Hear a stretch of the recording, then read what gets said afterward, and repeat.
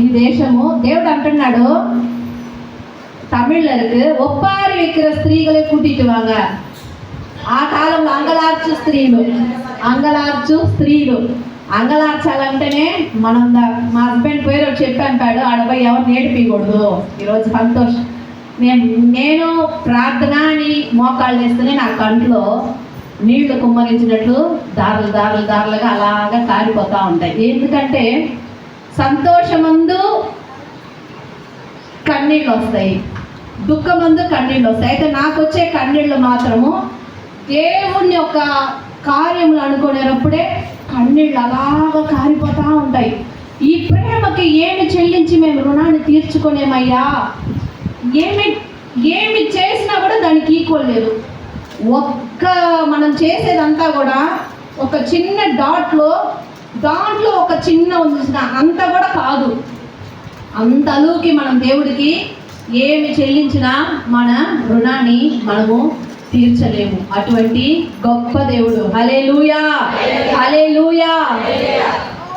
పరిశుద్ధాత్మ దేవుడు ఒక ప్రేరేపణ చొప్పున ఎలా నడిపించాలో అలాగా నేను తీసుకుని వెళ్తాను. మొదటిగా ఒక రెండు మనము దేవుడు చరణం పాడుకొని వాక్యం విన్న తర్వాత మీకు ఎవరికందరికీ అభిషేకం పొందుకోవాలని ఆశ.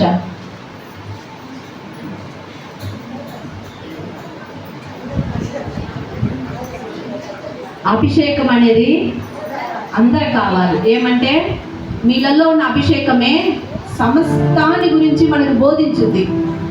నిజం చెప్తున్నానండి, ఎవరన్నా ఒకరు మన కాడ తవ్వు వేస్తే మనం ఏమనుకుంటాము, మన ఆడబిడ్డ మన కాడ తవ్వు వేసింది, ఆడబిడ్డ వాడు మాట్లాడకూడదు, అత్త తవ్వు వేస్తుంది, అత్తతో మాట్లాడకూడదు.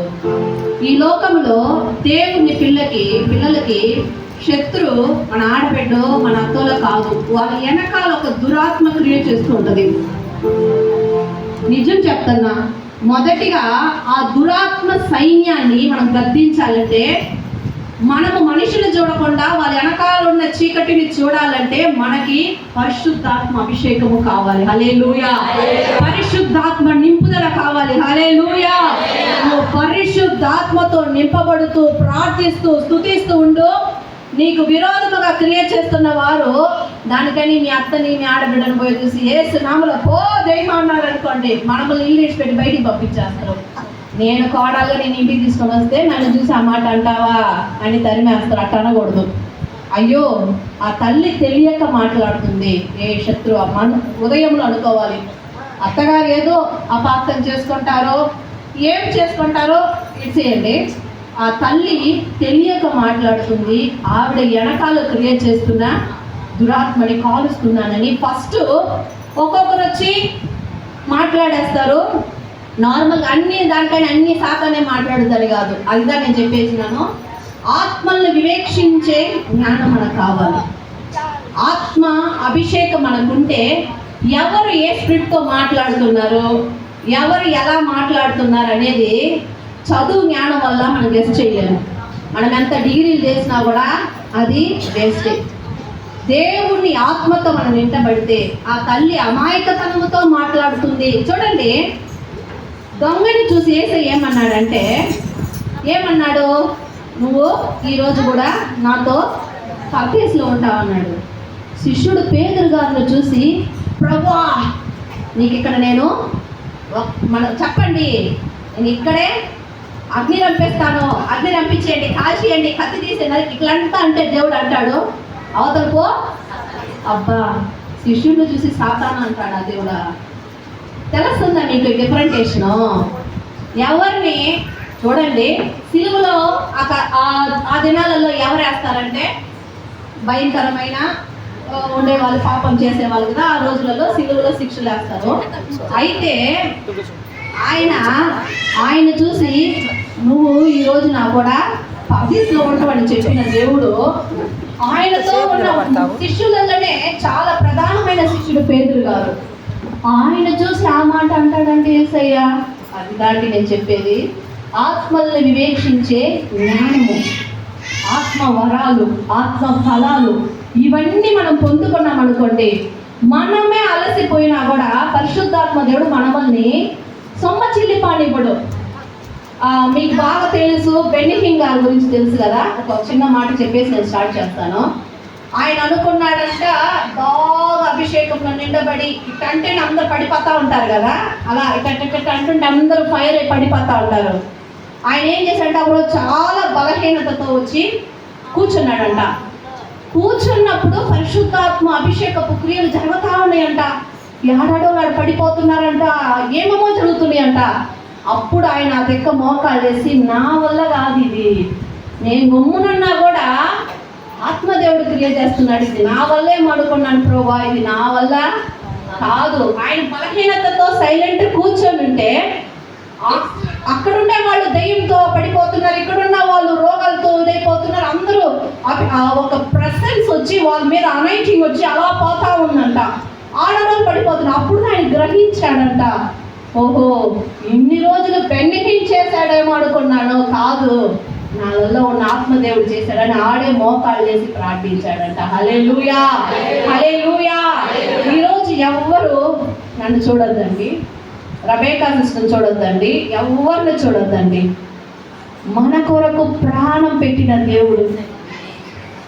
ఈ మధ్యలో దేవుడు నాకు ప్రేరేపించేదంతా ఆయన ఎంతగా మానవులను ప్రేమిస్తున్నాడు, ఎంత ఆయన ఇష్టపడుతున్నాడు అనేది మనకి గ్రహించామనుకోండి, అలాగా ఆయన సముఖంలో అయ్యా నా నరనరాలు, నా ఎముకలు, నా రక్త సెల్లులు కూడా నీకేనయ్యా అని సమర్పిస్తాను.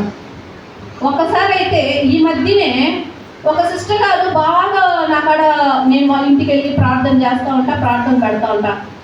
వాళ్ళ ఇంటి రక్షణ పొందల అమ్మ ఈమె భలే పూజ చేసేసారు.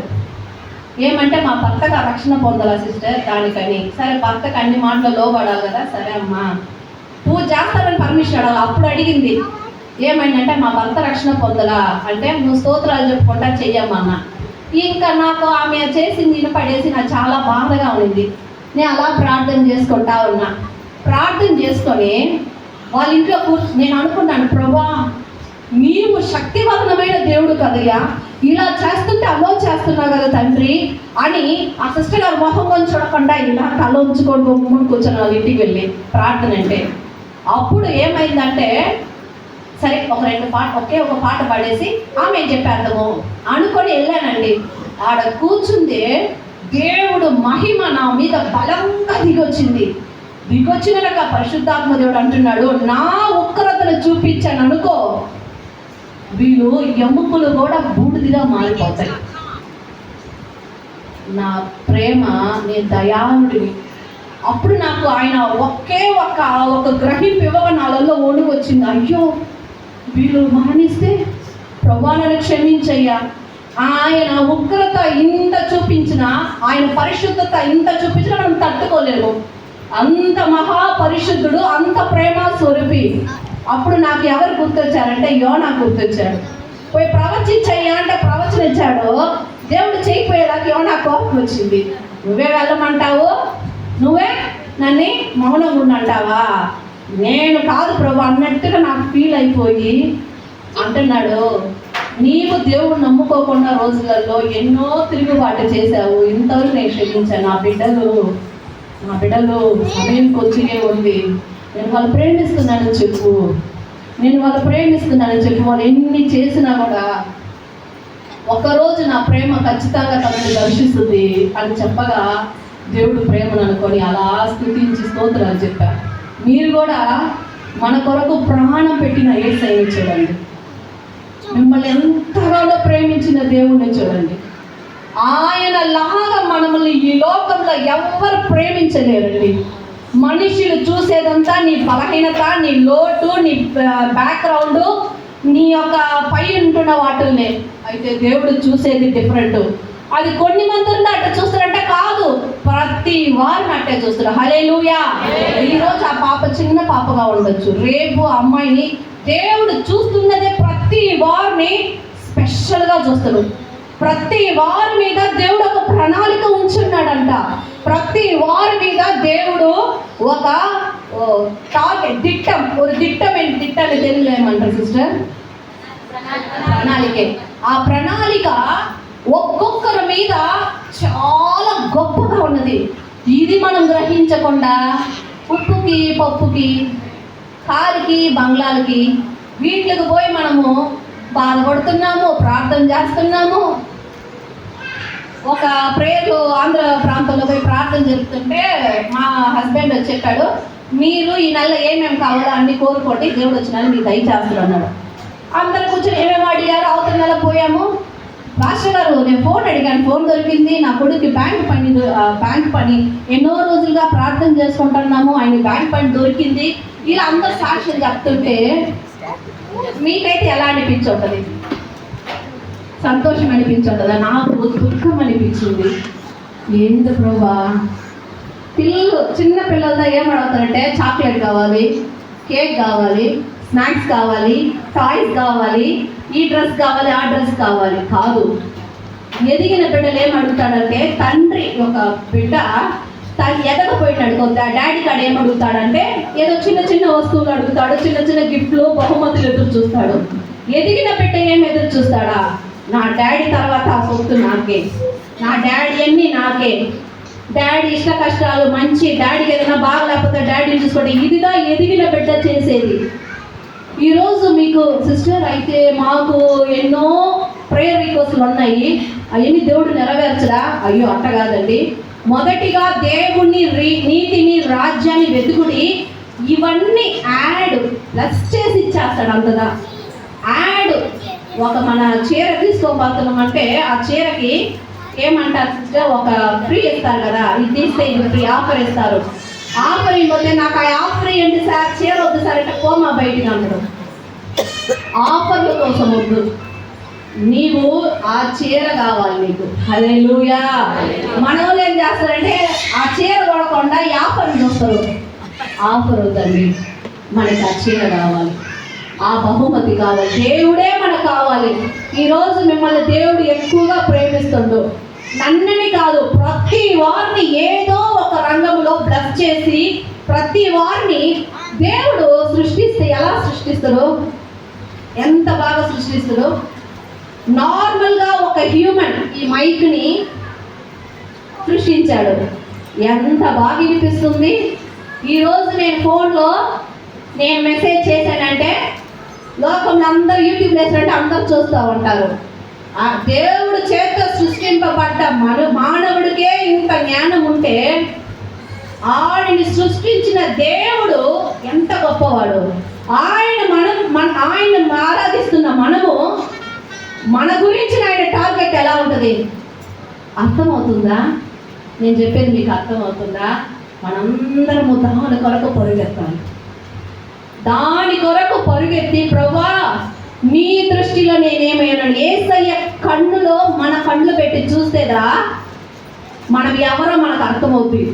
అట్టనే మనలలో ఉంటున్న ప్రతి మనం ఎంతగా భక్తి చేసినా కూడా ఒడుగుతూ ఆయన పాదాల దగ్గర పడిపోతున్నాం. నేను ఏమీ లేదయ్యా అంటూ. రెండేది, ఆయన మన పక్షాన ఏమై చూస్తున్నాడో అది కదా మనము. అలాంటి టార్గెట్ పౌలు అన్నాడు కదా, నేను எனக்கு குறித்திருக்கிறதுக்காக எனக்கு ஓட்டத்தில் நான் ஓடுறேன். அப்புறம் தமிழ் అవుతుంది, ఏమనుకోవద్దండి. நல்ல போராட்டத்தை போராடினேன், எனக்காக ஒரு நீதியின் கிரீடம் வைக்கப்பட்டிருக்கு, నా కొరకు ఒక కిరీటం దాయబడినది. హల్లెలూయా. ఆయన అనుకుంటే ఎంతో గొప్ప వ్యక్తి పౌలు. మోషే గారు ఏమంటున్నాడు, అనిత్యమైన పాప సంతోషముల కొరకు నేను వాటి కొరకు కాదు, నిత్యమైన దేవుణ్ణి రాజ్యాన్ని వెతుకుటకే నేను ప్రయాసపడుతున్నాను అన్నాడు కదా. ఈరోజు ఇంట్రొడక్షన్కే ఇలా మిమ్మల్ని వచ్చి నేను అలస్తున్నా, లైట్గా మిమ్మల్ని వచ్చి కొంచెం లైట్గా అలా కదిలిస్తున్నా. మీ హృదయాన్ని ఇంకా వాక్యం చెప్పలేదు, అయ్యో సిస్టర్ ఇంకా వాక్యం. మీరు పరిశుద్ధాత్మ కార్యములు, దేవుని కార్యములు ఎట్టుంటాయని చూడాలి.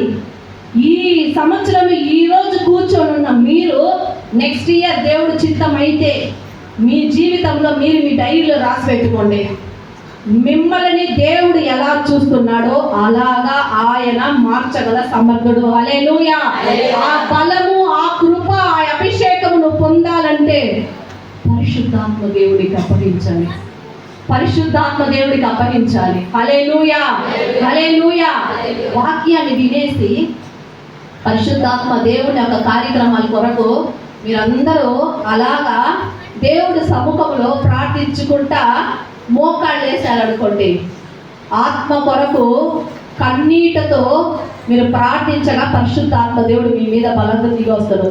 హల్లెలూయా, హల్లెలూయా. నీ ద్వారాగా దేవుడు గొప్ప కార్యాలు చేస్తాడు. హల్లెలూయా.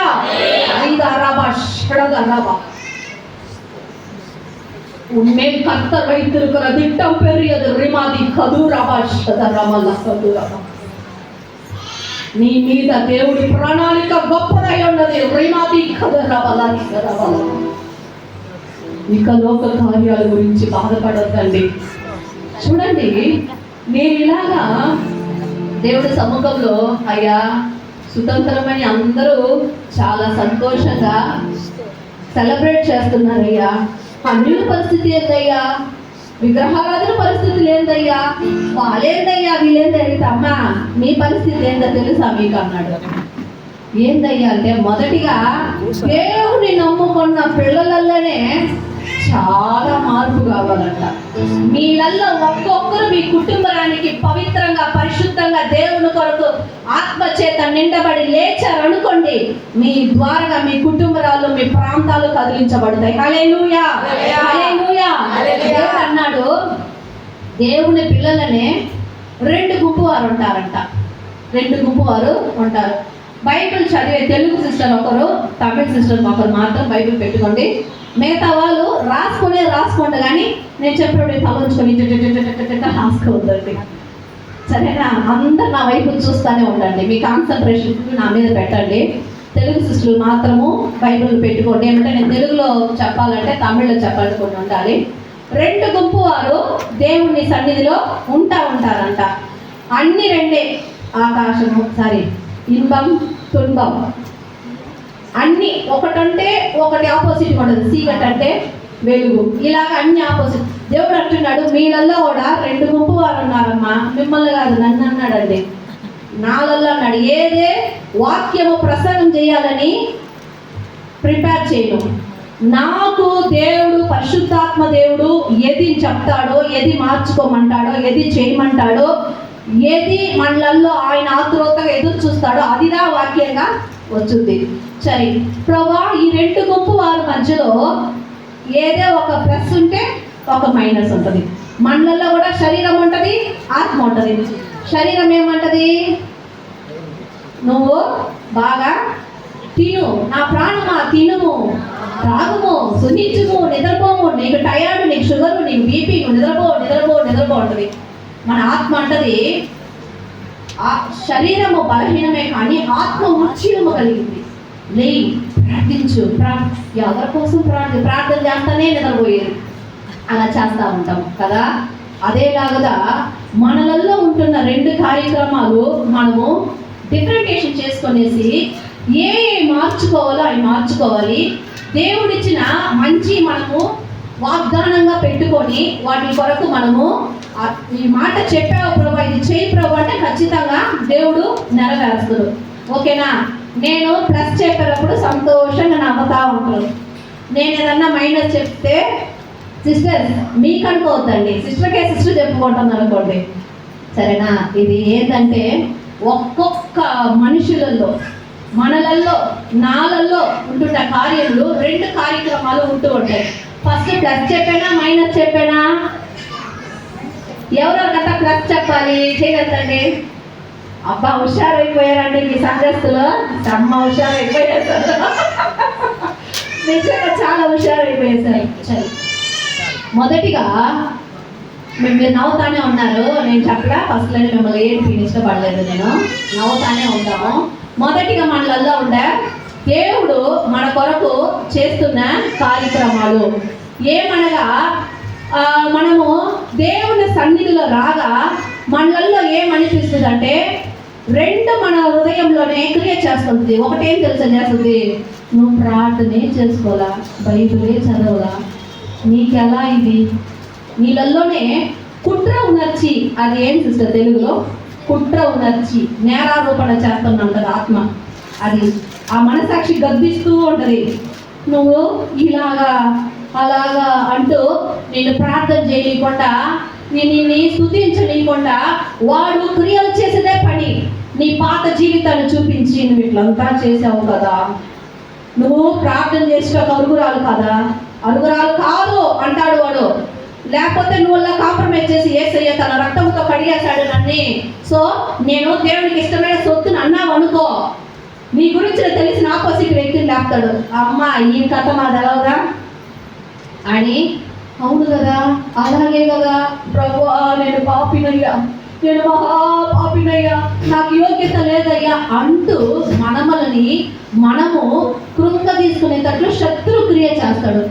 దానికి మీరు చోటు ఇవ్వకండి, సరేనా? దానికి మనం ఏం చేయాలంటే ఎత్తండి రోమీయులకు రాసిన పత్రిక 3వ అధ్యాయము 23-24.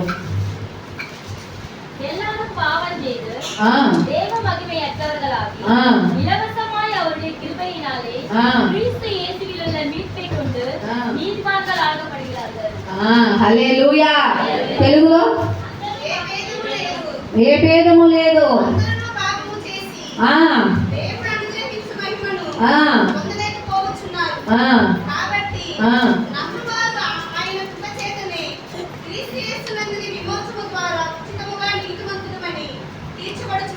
హల్లెలూయా, హల్లెలూయా.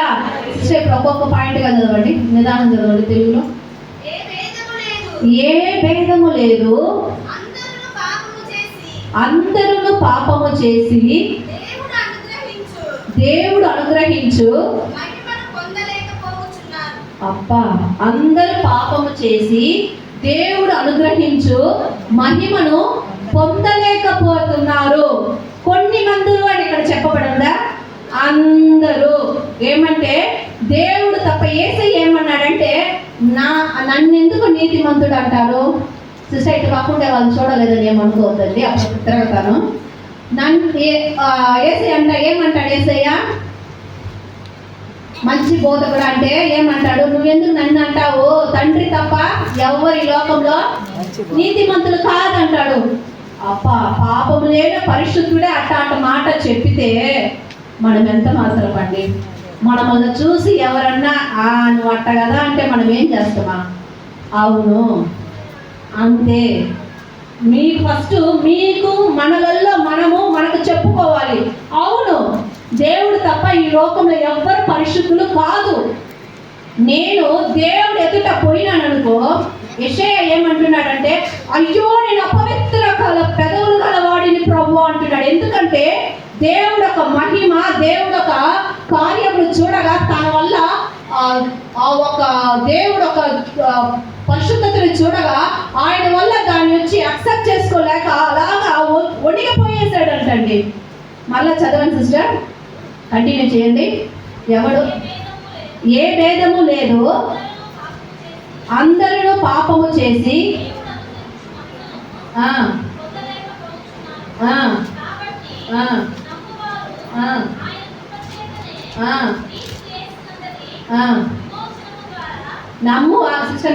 నమ్మువారు క్రీస్తు యేసునందుని విమోక్షణము ద్వారా ఉచితముగా నీతిమంతులని తీర్చబడుచున్నారు. హల్లెలూయా. తమిళ పడిగా సిస్టర్.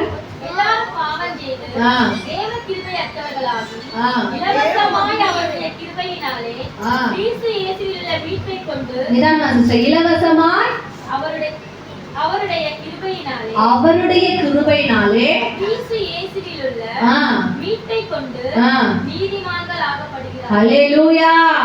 ఇలవసమాయ్ ఉచితంగా దేవుడిచ్చే యేసు క్రీస్తు రక్తం ద్వారానే మనమందరినీ నీతిమంతులుగా తీర్చబడతాము. హల్లెలూయా. ఇప్పుడు చెప్పండి, నీ సొంత నీళ్ళల్లో ఉంటున్న మనసాక్షి కానీ ఎవరన్నా కానీ ఏదన్నా చెప్పితే నువ్వు పోయి కర్చీఫ్ తీసుకొని ఏడుస్తా ఉండాల్సిన పని లేదు. అవును, నా దేవుడు తప్ప ఎవరు పరిశుద్ధుడు కాదు, నేను పరిశుద్ధత అవుతున్నాను. కొన్ని మంది అంటారు కదా, అమ్మ బైబిల్ పడుతుంది, చర్చికి వెళ్తుంది, అట్లాగా ఇట్లాగా అది వచ్చి తెలవని వాళ్ళు అంటూ ఉంటారు. మనము దేవుడి సన్నిధికి వచ్చేదే దేవుని చేత ఆయన అనుగ్రహించు ఆ రక్షణని, ఆ ఒక దేవుడిచ్చే విమోచనని పొందుటకు మనము దేవుడి సన్నిధికి వస్తున్నామండి. ఇలాగ నీళ్ళల్లో ఏదైనా నేరారోపణ చేస్తుంటే భయపడొద్దండి, చెప్పండి. ఎవరికంటే ఎదుటోళ్ళు కాదు, నీకు నీవే చెప్పుకో. నేను ఆండరగ యేసు క్రీస్తువిన్ రక్తతాలే, ఎవడు నీతిమంతుడు కాదు, నా దేవుడు అనుగ్రహించు ఆ విమోచనము కొరకు నేను అది పొందుకోపోతున్నానని చెప్పాలి మనము. హల్లెలూయా. 2:4-40 చదవండి. రోమీయులకు రాసిన పత్రిక 4:45.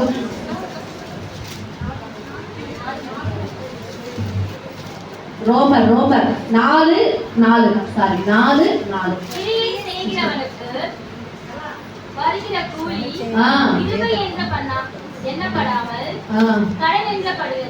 கடன் எனப்படுகிறது. தெரியல சிஸ்டர்.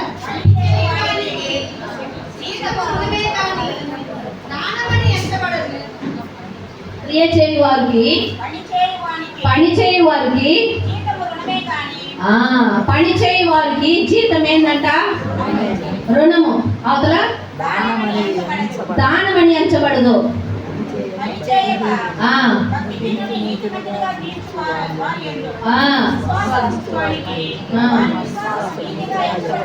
ஹல்லேலூயா. தமிழ்ல படிங்க, 5 படிங்க. பாவிகளை நீதிமான் ஆக்குகிற விடத்தில் விசுவாசம் வைக்கிறவனாய் இருந்தால் அவருடைய விசுவாசமே அவனுக்கு நீதியாக எண்ணப்படும். హల్లెలూయా. ஒருவன் கிரியை செய்யாமல், ఇప్పుడు నేను చెప్పాను కదా బెనిహిన్ గారు, ఆయనకి ఆ రోజు ప్రార్థన చేసుకోవాలా, ఏం చేసుకోవాలా, బలహీనత ఉన్నారు. ఆయన బాగా ప్రార్థన చేసుకొని బాగా దేవుని అభిషేకంలో నిండబడి బలంగా ఫైర్గా వస్తేదా జనాలందరూ అనైటింగ్ అవుతారు అనుకున్నారు. అయితే ఆయన బలహీనతతో కూర్చొని ఉన్నా కూడా దేవుడు మహిమ అలాగా వాళ్ళందరి మీద అలాగా కుమ్మరింపబడుతూ ఉంది. பாவியை நீதிமான் கிரியை செய்யாமலே பாவியை நீதிமான் ஆக்குகிற தேவனிடத்தில் அவன் நம்பிக்கை வைத்தார். அதுதாங்க கிருபை, அதுதான் కృపా. పాపిని నీతిమంతులుగా చేస్తాడు చూసినా ఆ దేవుడి మీద నీవు బేస్ అవ్వాలి. అర్థమవుతుందా? మన సొంత క్రియల పైన కాదు. అయ్యా, ప్రతి పాపిని నీతిమంతులుగా చేయగల దేవుడివి నీవేనయ్యా. ఆ కళ్ళు మనము అలా దేవుడి వైపు చూడాలి. నీ వైపు చూసి ఈరోజు నేను ప్రార్థించుకోలేదు, ఈరోజు నేను అలా చేసా ఇలా చేసా, ఈ యొక్క కార్యక్రమం చూడబాక. ఆ ఇద్దరు ప్రార్థించగా అంత ఆయకాలని ఎప్పుడే జపించారనా ఆ పైన పరలోకములో దేవుడి వైపు చూడలేక అలా తల ఉంచుకున్నాడు. అయ్యా, ఆయనగా మనల్ని పరిశుద్ధపరచగల దేవుడు. కానీ నువ్వు ఎంత ఉపవాసాలున్నా, ఎంత ప్రార్థన చేసినా, నేను 40 days ఉపవాసం ఉన్నాను, నాకు పరిశుద్ధాత్మ అభిషేకమే, నన్ను పరిశుద్ధపరచంటే జరగదు. ఏం చెయ్యాలంటే, అయ్యా నీవు అనుకుంటే చేయగలుగుతావయ్యా, నన్ను పరిశుద్ధపరచగలుగుతావయ్యా, నీ వల్ల మాత్రం ఇది అవుతాయా అని నమ్మాలి. అప్పుడు దేవుడు ఏం చేస్తాడంటే మనల్ని పరిశుద్ధపరుస్తాడు. హల్లెలూయా. మొదటగా ఏంటంటే మన నమ్మకము, విశ్వాసము దేవుని శక్తి మీద ఆధారపడాలి. హల్లెలూయా. మన ప్రార్థన, మన భక్తి మన శక్తి మీద కాదు, దేవుని మీద. దేవుడికి ఇది చేయగల శక్తి ఉన్నదని నమ్మాలి. ఆయనదా మనల్ని పరిశుద్ధపరచగల దేవుడు. క్రియ చేసే వలన వచ్చేది జీతము కాదు. క్రియ చేయకుండా పాపిని నీతిమంతుడిగా చేసే దేవుడి పైన నీవు నమ్మకం ఉంచేదిగా కృపా. హల్లెలూయా. కృపా. యోహాను 3:16. యోహాను 3:16.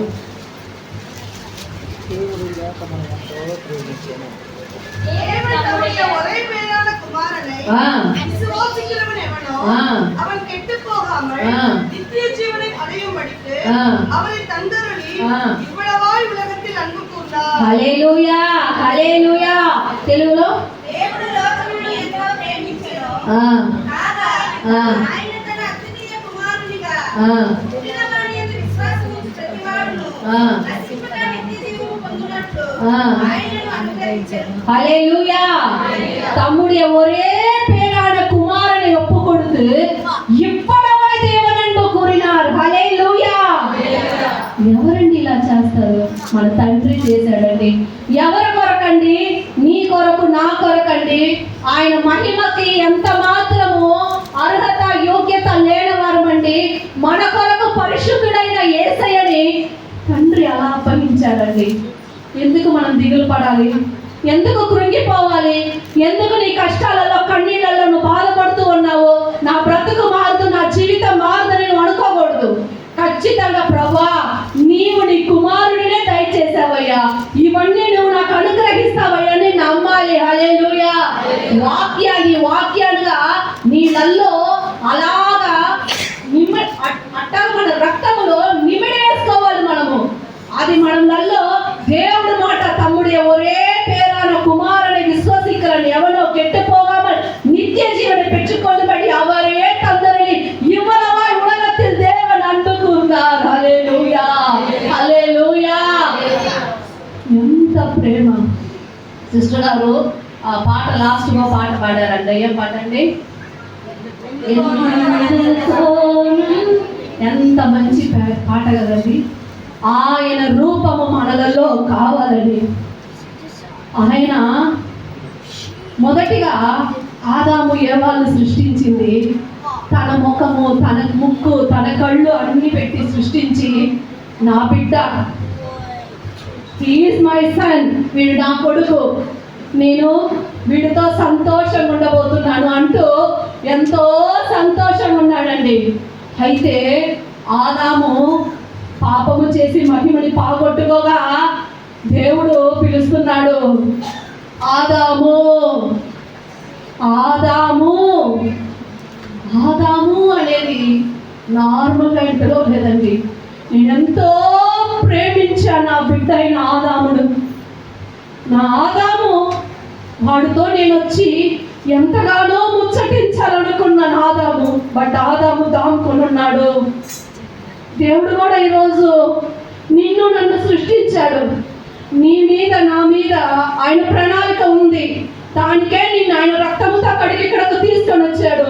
నువ్వు ఏవేవో సాకులు చెప్తూ ప్రభువా ఈరోజు పడుకున్నాను, ఈరోజు నేను చర్చికి రాలేదు, ఈరోజు నేను ప్రార్థించుకోలేదు ప్రభువా అది ఇది అని అల్పమైన లోక సంతోషముల కొరకు దేవుడు విడిచిపెట్టి దూరంగా ఉన్నావా? దేవుడు అంటున్నాడు, ఆదాము మై చైల్డ్ ఎక్కడున్నావు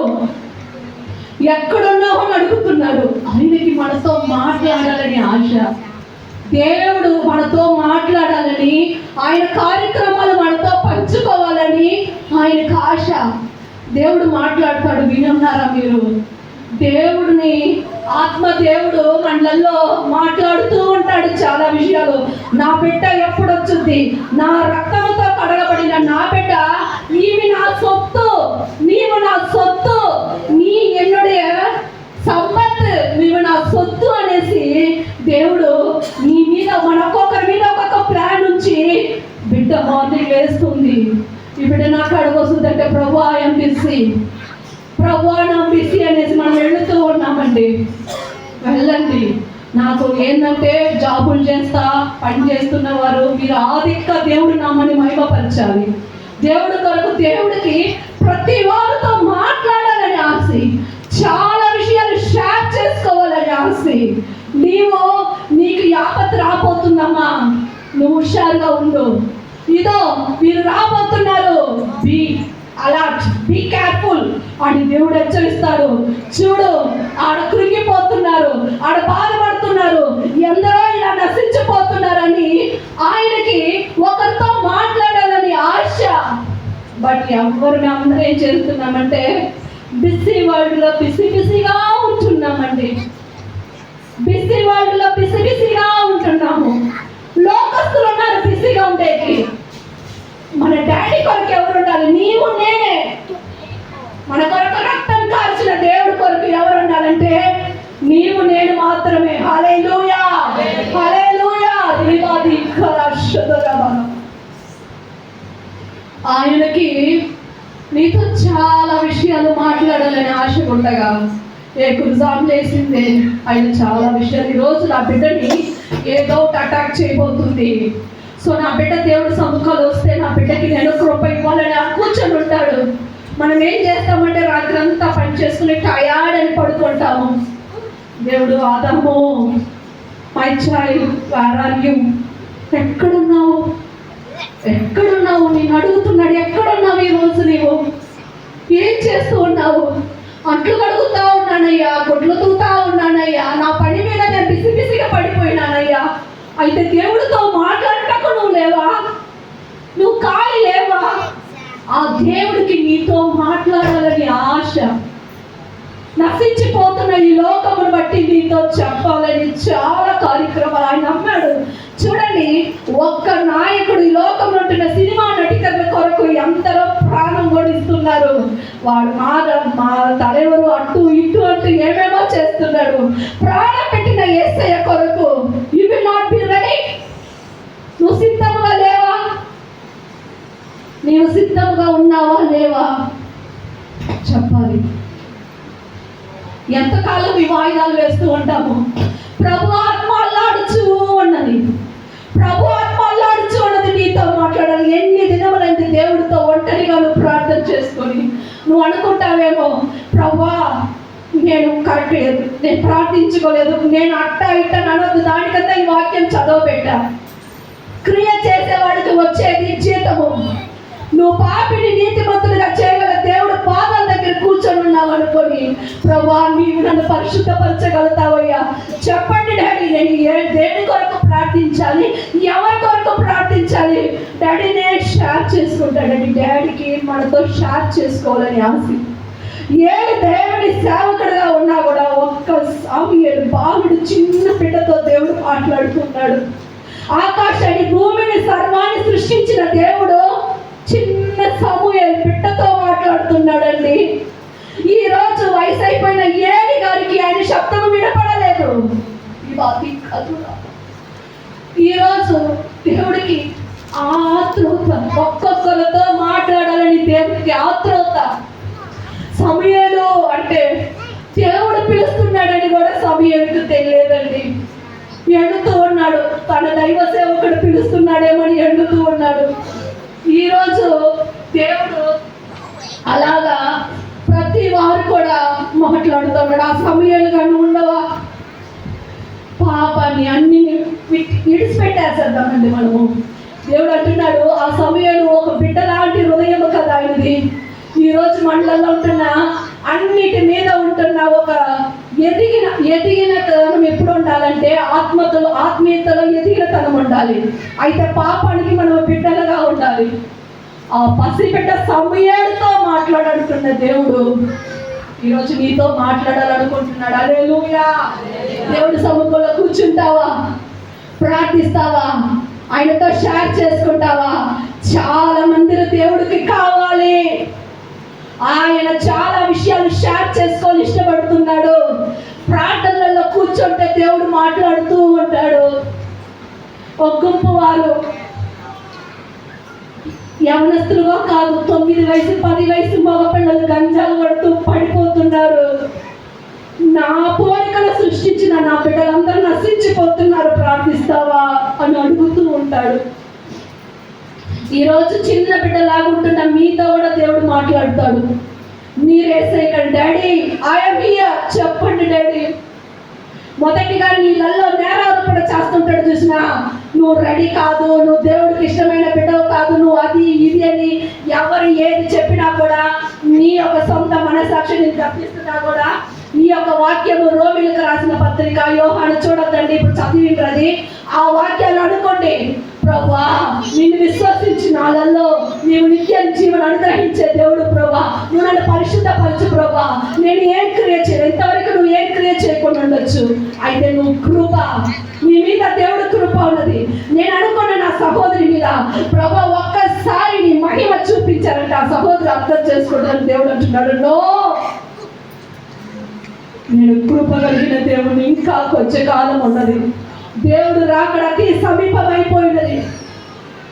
నా ప్రియ సహోదరిలారా, సమూయేలుతో మాట్లాడిన దేవుడు అంటున్నాడు, తిరపి నిండ్రు చెబిక ఒరువడియు కాదు. అవతల దేవుడు చూస్తూ ఉన్నాడు, ఎవరినా అంటూ కనపడ్డాడు మోషే. కనపడ్డాడు దేవుడి కంటికి మోషే. మోషేతో అంటున్నాడు, మోషేకి హృదయంలో తన సహోదరుల గురించి భారం ఉంది. బట్ మోషే ఏం చేశాడంటే తీశాడు కత్తిని, నరికాడు తన సహోదరుని. దేవుడు అంటున్నాడు, అయ్యో నిన్ను నేను మోల్ చేయాలి మోసే, నేను నిన్ను మోల్ చేయాలి, నిన్ని పరిశుద్ధపరచాలని 40 సంవత్సరములు ఈ ఎడారిలో బాగా ఆయన్ని నలిపాడు. ఈరోజు కూడా నేను ప్రార్థిస్తున్నాను, నాకు శ్రమలు వస్తున్నాయి, నా భర్త మారలా, నా పిల్లలు మారలా, కుటుంబం అది ఇదని నువ్వు బాధపడద్దు. నిన్ను దేవుడు ప్రిపేర్ చేస్తున్నాడు. హల్లెలూయా. ఇశ్రాయేలు ప్రజలు నడిపించడానికి ఒక మోషేని దేవుడు ఎలా ఎన్నుకున్నాడో దేవుడిని అలాగా రెడీ చేస్తున్నాడు. ఎడారిలో అన్నిటినీ, మోషేలలో ఉంటున్న సమస్తము ఆయనలో కాలిపోవాలని దేవుడు ఏం చేస్తున్నాడంటే ఎడారి వనాந்தரத்தில் தேவன் அவரை ஆயத்தப்படுத்தி கொண்டிருக்கிறார். నిన్ను కూడా ఈరోజు ప్రార్థించి భక్తి అయి నడకర యావరుమే కష్టపడువాங்க. నువ్వు దేవుడి కొరకు భక్తిగా బతకాలంటే మనకు దాన్ని కష్టము. లోకంలో ఉండే వాళ్ళందరూ బాగుంటారు. నీవు ఈరోజు దేవుడి కొరకు బ్రతకాలనుకుంటున్న నీళ్ళలో నీ జీవితంలో కష్టము, బాధల, వేదనలు, కన్నీళ్ళు, నీ భర్త మారకుండా నీ ఎన్నో ఇరుకులలో, ఇబ్బందులలో, చుట్టుపక్కల అవమానాలతో, కన్నీళ్లతో, బాధతో కురిగిపోతూ ఉన్నావా? భయపడొద్దు. నిన్ను మోషేలాగా దేవుడు రెడీ చేస్తున్నాడు. హల్లెలూయా, హల్లెలూయా. మోషేలాగా దేవుడు నిన్ను రెడీ చేస్తున్నాడు. ఆయన ప్రజలు ఏడుస్తూ వెట్టి శాఖలు చేస్తూ ఉన్నారు. ఈరోజు దేవుడు తెలుసుకున్నాం, మనకే ఈ పరిస్థితి. దేవుని ఎవరిని ఎందరో వెట్టి శాఖలు చేస్తూ ఉన్నారు. దేవుని తెలిసి వెనకబడ్డపోయిన వారు ఇశ్రాయేలు అంతా ఎవరండి? దేవుని తెలుసుకొని లోకానికి, పాపానికి ఆశపడ్డవారు వాళ్ళందరూ. అలాగ వారు ఉన్నారు. నీవు నీ బాధ వస్తుంది, నీ కన్నీళ్ళు వస్తుందని నువ్వు ఇన్ని రోజుల క్వశ్చన్ మార్క్తో ఉండున్నావు. వై? ఎందుకు నాకు మాత్రం ఇది? నేను ప్రార్థించుకుంటున్నాను కదా, నేను బైబిల్ చదువుతా ఉన్నాను కదా, నేను భక్తిగానే నడుస్తున్నాను, ఎందుకు నా జీవితంలో ఇలాంటి నువ్వు బాధపడుతూ ఉన్నావా? దేవుడు నిన్ను మోషేలాగా రెడీ చేస్తున్నాడు. హల్లెలూయా. ఆయన ప్రజలను నడిపించుటకు. హల్లెలూయా. ఆయన కొరకు నీవు ఆ వ్యక్తి శేఖరం చేస్తున్నా. అమ్మా భయపడొద్దు, దేవుడు నీ కూడా ఉన్నాడని ఒక మాట చెప్పాక ఒక మనిషి కావాలి కదా. ఎందరో కృంగిపోతూ ఏడుస్తూ ఉంటారు. నా బిడ్డ ఏడవక, నీ కూడా దేవుడు ఉన్నాడని చెప్పాలి కదా. మా ప్రార్థన టీంలో ఎన్నో సహోదరులు తన భర్త బాగా సేవ చేస్తూ ఉంటారు, బాగా దేవుళ్ళలో ఉంటారు. అయితే వాళ్ళ భర్తను త్రాగుతూ వాళ్ళు బాధ పెడుతున్నాగా పరుగు మంది వస్తారు. ఇలా చేస్తున్నాడు, భయపడద్దు, ఖచ్చితంగా ఒకరోజు మారుద్ది అని చెప్పే ఒకరు కావాలి కదా. ఆ మోషేదాన్ని. హల్లెలూయా. ఈరోజు ఆదాము లాగా పాపములు నిండిపోయి పాపం ఏదో ఒక పాపం నీళ్ళలో దాచుకొని తాముకుంటూ ఉన్నావా? రోమీయులకు రాసిన పత్రిక చదవకూడదు, ఇది చదివేశారు.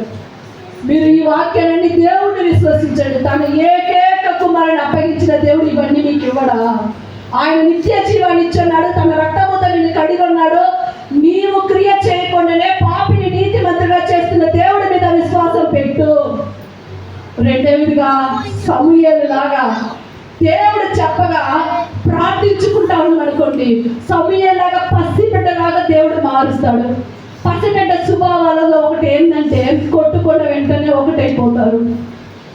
దేవుడు ఒక ప్రేమ రుచి చూడగా, ప్రభా చెప్పు ప్రభా, నన్ను తిట్టిన కాలు తీసి నా తల మీద పెట్టుకోవాలా, పెట్టుకుంటా ప్రభా నేను అడిగిన రోజులు ఉన్నాయి.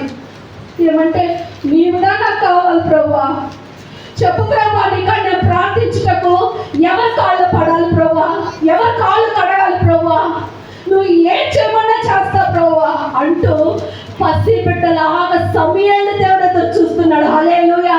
కఠిన హృదయస్తులు కాదు, ఎన్ని తడవలు చెప్పినా చెవు మందహించిన వాళ్ళు కాదు. ప్రభువా, దేవుడు మాట బలిపీఠంలో నుంచి రాగా వణుకుతూ కన్నీళ్లతో చూస్తున్నావు. చూసినా నీ వైపు దేవుడు చెప్తున్నాడు, నీ వైపు చూస్తున్నాడు.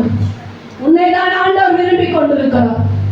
అలాంటి సమూయేలు కావాలి. అవతలగా మోషే లాంటి నాయకుడు. నీళ్ళల్లో నీవు పరో కుమారుడిగా ఉండొచ్చు, నీళ్ళల్లో లోకానికి కావాల్సిన అధికారాలు ఉండొచ్చు. అయితే దేవుడు కాడ అవి అన్ని నువ్వు విడిచిపెట్టేసి నువ్వేం చేయాలంటే, ప్రభువా నువ్వేం చేయాలి? కష్టాలతో కట్టెలతో నువ్వు పాకున్నాడు, ఏం చేయాలి? నువ్వు బాధపడకూడదు. దేవుడు நன்னு அன்றியும் அவருடைய தீர்மானத்தின்படி அழைக்கப்பட்ட எல்லாருக்கும் எல்லாமே நன்மைக்கு ஏதுவாகத்தான் நடைபெறுகிறது. హల్లెలూయా.